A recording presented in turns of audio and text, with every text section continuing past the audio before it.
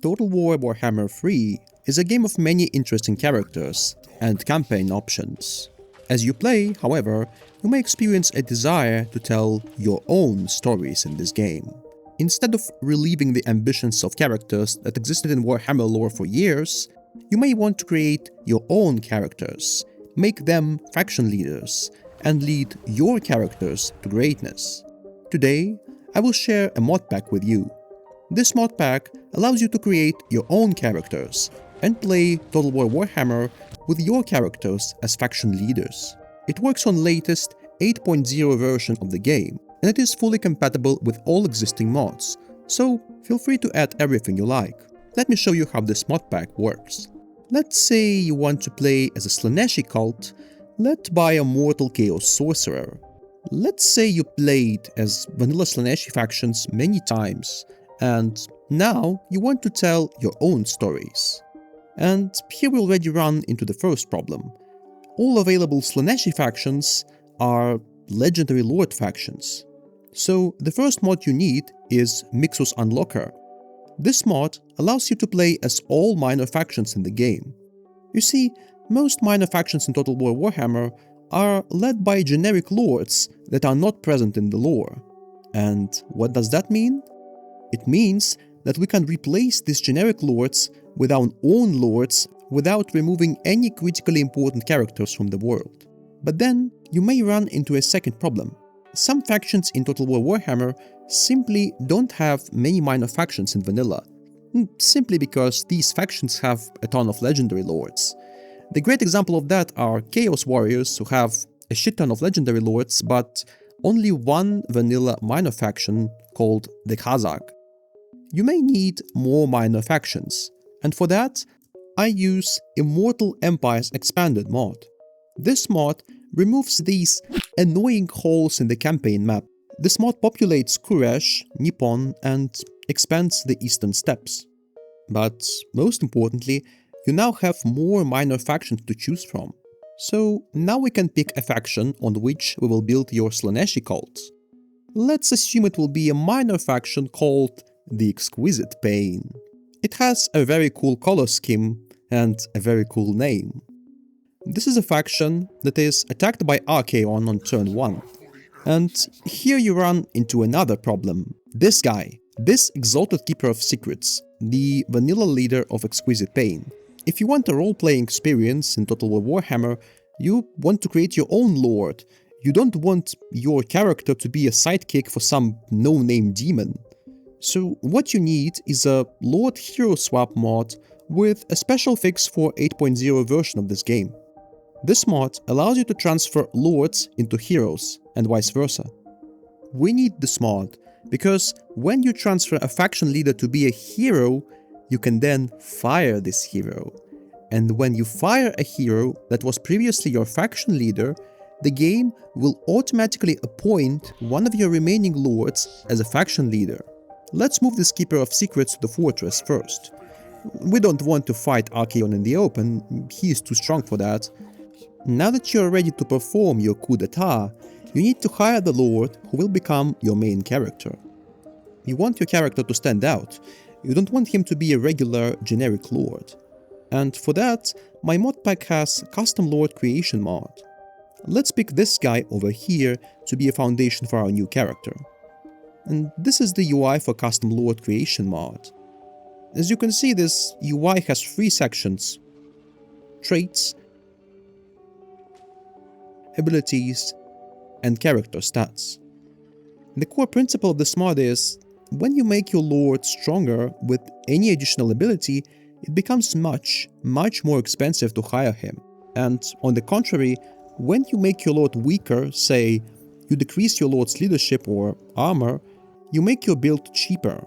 So you can choose endless approaches to building your lord.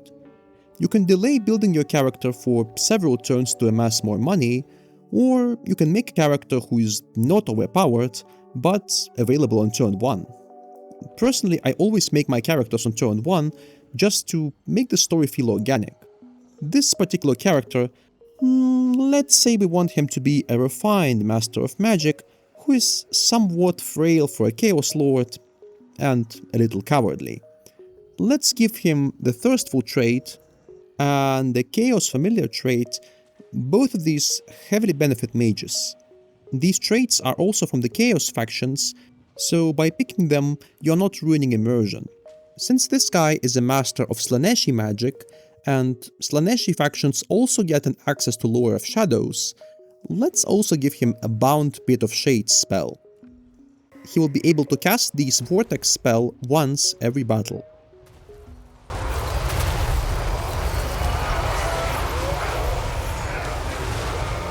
As you can see, hiring him now would cost 15,000 gold.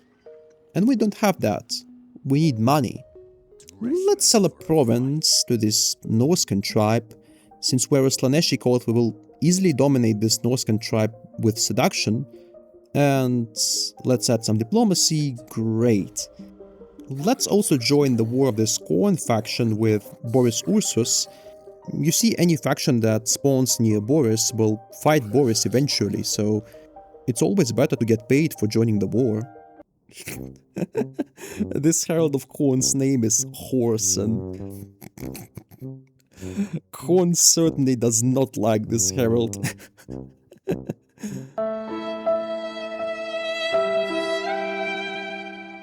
And let's also join Arbal's war with Ogres for money.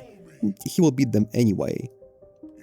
And let's also squeeze a little money from Tamokan for joining his war with Norska tribe. As you can see, we still don't have enough money to create our unique character. So let's go to the attributes section and introduce some stat nerfs to our character. After all, we envisioned him as refined and brilliant, but relatively frail and cowardly. We want his stats to reflect that. And now, with these nerfs, you have enough money to complete customization of your character. Now, just hire him. Sorcerer Lord of Slaanesh.